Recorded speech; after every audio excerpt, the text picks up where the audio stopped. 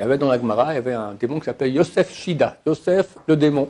Et si on le fait en conjurant les démons avec des noms de Dieu, il y en a qui autorisent dans tous les cas. La majorité des gens qui ont des affaires avec eux, En niftarim mehem beshalom, finissent pas en paix. Il m'a dit qu'il y a à Paris plusieurs magasins, ils ont une devanture, c'est une sorte d'épicerie, mais en fait derrière, tu rentres, c'est un magasin de sorcellerie. Comment devenir l'homme invisible? Ça t'intéresse?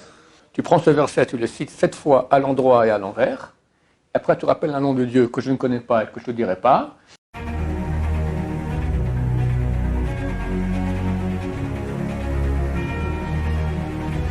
Ce show dédié pour l'élévation de l'âme de Jordan Yehuda, Ben Agnès Hélène Ariel, Zochron Levacha de mémoire bénie. Alors on a ici dans le Shulchan Aruch, donc c'est le code des lois juives, écrit il y a 500 ans par Yosef Karo, et donc reconnu par tous les rabbins comme étant la source de toute la halakha. Elle-même provient d'un... Yosef Karo, il a fait un résumé d'un grand livre qui s'appelle le Bet Yosef, qui ramène tous les Rishonim, tout ce qui a été écrit à son époque, sur tout dans la halakha, presque sur tout. Et le résumé qu'il a fait, c'est le Shulchan Aruch. D'accord? Il a fait pour les enfants. Puis nous, on passe des années là-dessus. Pour dire à quel point il y a une baisse des générations. Alors, dans le traité Yoredea, chapitre 179, il y a là-bas les lois. Mais en haine, celui qui voit, on va dire, les astrologues. D'accord? Omechachef et sorcier. Il y a les lois sur les tzitzit, filin, Shabbat, et aussi les lois des sorciers. Alors, on ne va pas lire tout le chapitre. Mais il y a un moment où il commence à parler des démons.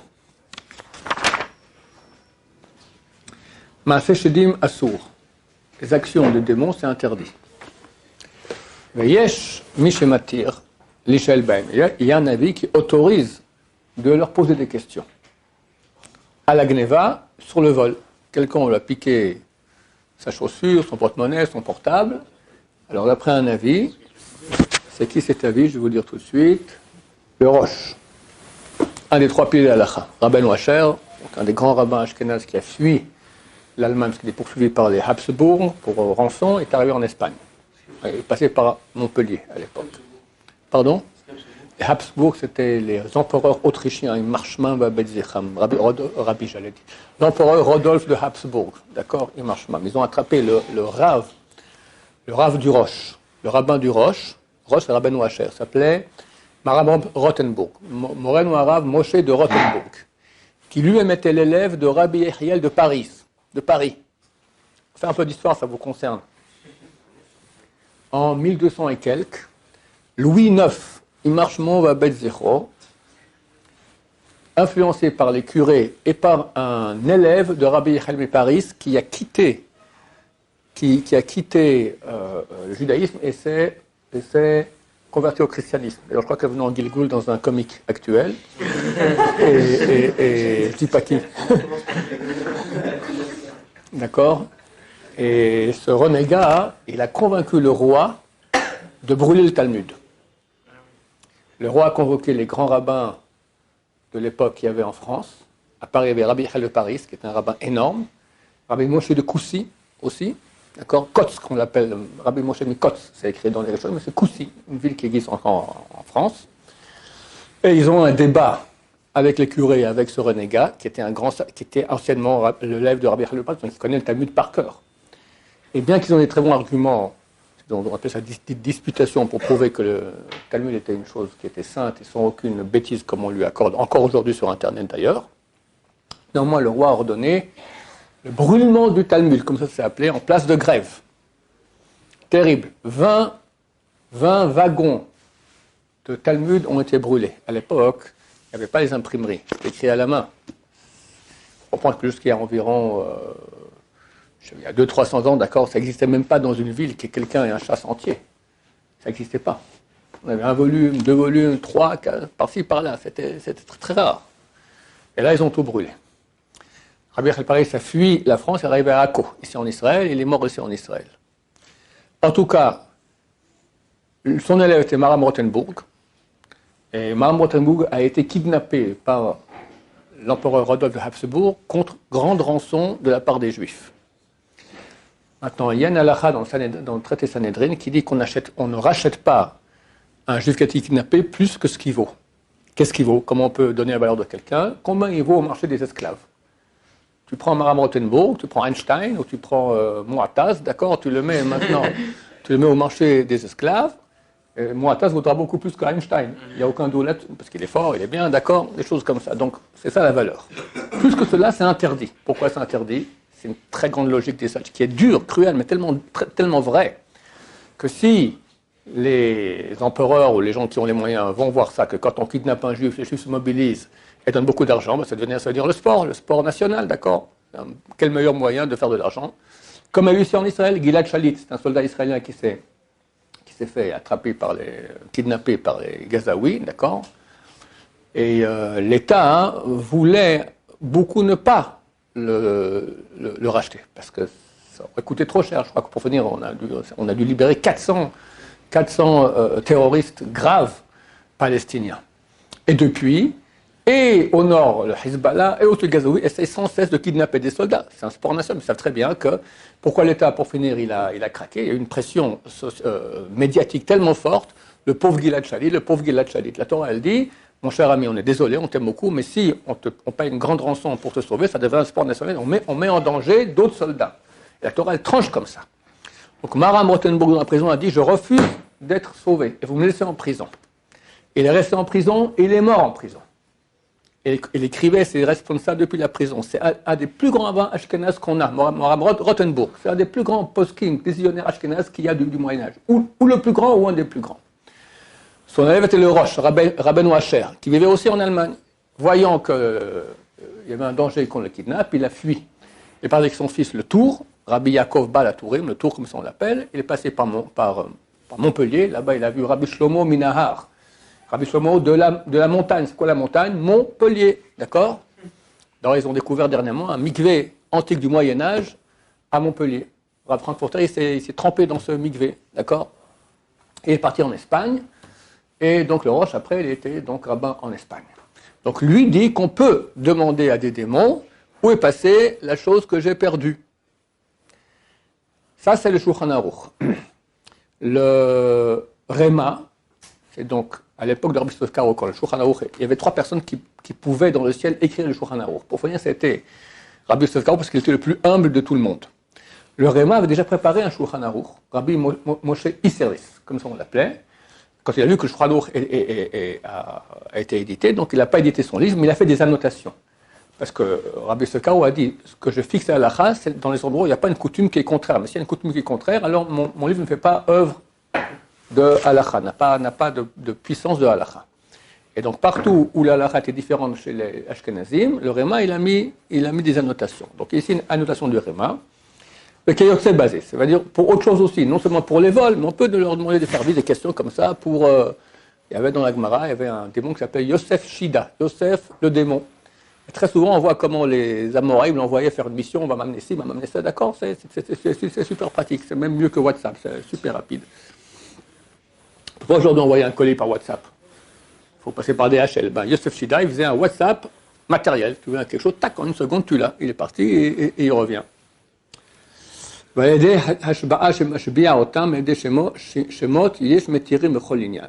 Et si on le fait en conjurant les démons avec des noms de Dieu, il y en a qui autorisent dans tous les cas.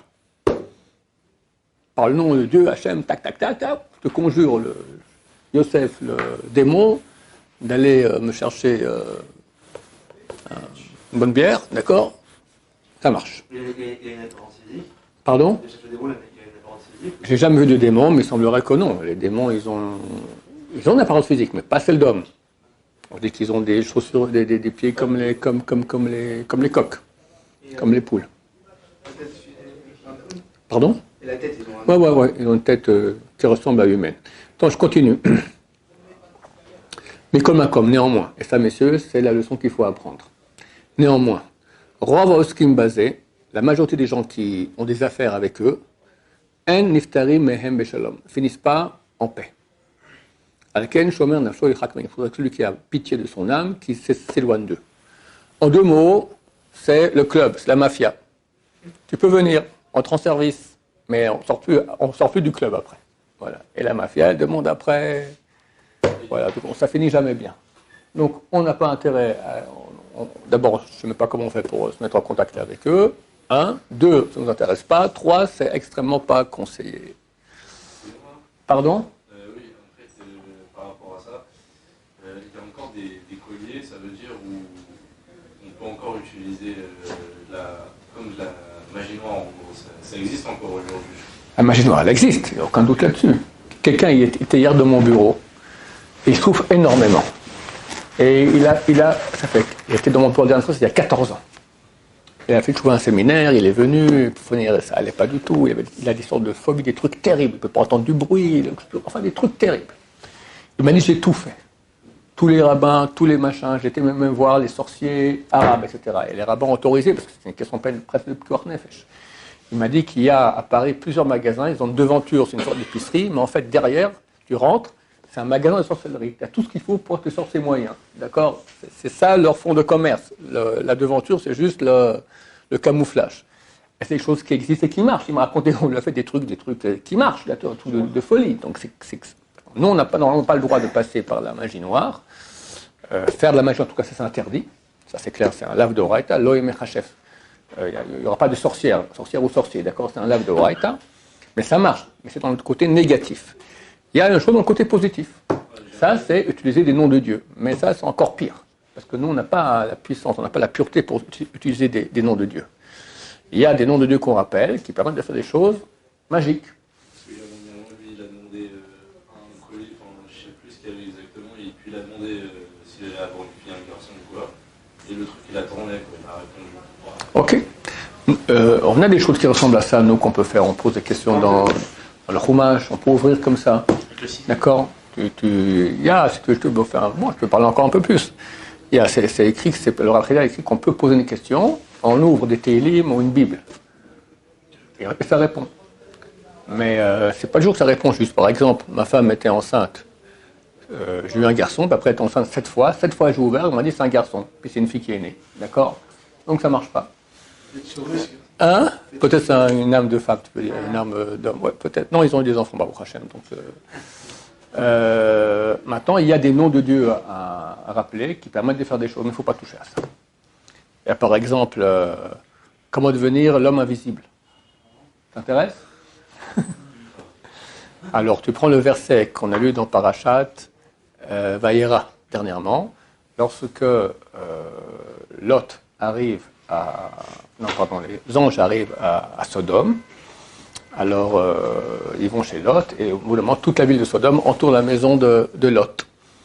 Et alors, Lot sort, et les Sodomiens lui disent « Sors-nous les deux hommes qui sont venus, on veut les violer. » Alors, Lot commence à faire un marchandage avec eux, et ils viennent pour le cogner. Alors, c'est marqué que les anges ont sorti leurs mains, ils l'ont fait rentrer, et ils ont frappé les hommes qui étaient autour de la maison, Bassanveri, d'aveuglement. Tu prends ce verset, tu le cites 7 fois à l'endroit et à l'envers. Après, tu rappelles un nom de Dieu que je ne connais pas et que je ne te dirai pas. Et tu deviens l'homme invisible. Tu vois et tu n'es pas vu.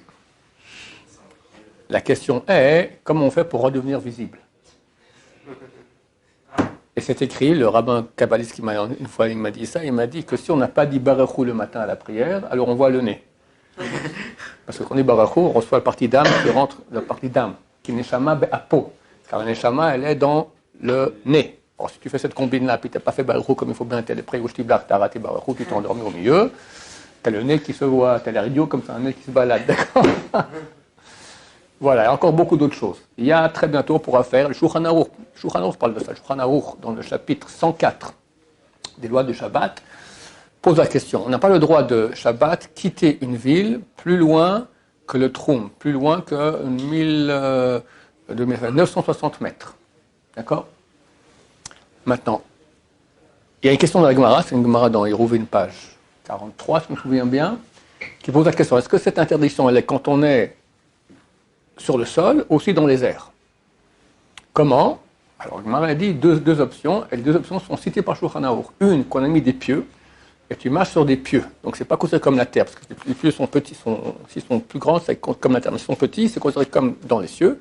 Ou par le sceau du nom. Il y a un nom de Dieu qu'on rappelle, et hop, on fait une téléportation. Comment on fait? On prend un bambou qui fait 2 mètres. On prend un écrin de Dieu dans le parchemin, dont je ne te dirai pas le nom. C'est vrai que je connais le nom, mais je ne connais pas les points. Il y a des points aussi. On met dans le bambou, on se met un califourchon, comme Harry Potter. Il dit, je vais être maintenant, allez, je vais voir ma maman à Sarcelles. Bonjour maman, je suis là. Ah, comment tu vas? Je vais dire bonjour. Et beaucoup de rabbins durant l'histoire faisaient cela, des très très grands rabbins. Je crois Rabbi Chaim Pito, je crois qu'il partait toujours aller faire Kabbat Shabbat à Mogador, on revenait ou il allait, je ne sais pas exactement. Mais ce n'est même pas pour notre niveau non plus. Pourquoi? On voit que autour de toute la Kabbalah, Rabbi Chaim Vital est ici, l'habité, c'est Jérusalem. Et un jour, le sultan turc du coin, il va, sur l'espace du temps, il entend un son d'eau. Il y a une rivière qui passe là-bas dessous. C'est la rivière sur laquelle on sacre les rois pour devenir roi d'Israël. On sacre toujours près d'une rivière. C'est cette rivière-là. Alors, Rabbi Chaim Vital lui a dit, c'est quoi le bruit que j'entends là-bas dessous? Il n'a pas voulu répondre. Le sultan lui a dit, tu as 24 heures pour répondre, sinon je te coupe la tête. Il est rentré chez lui, il a pris le bambou, il a mis le truc, machin, il s'est retrouvé à Damas.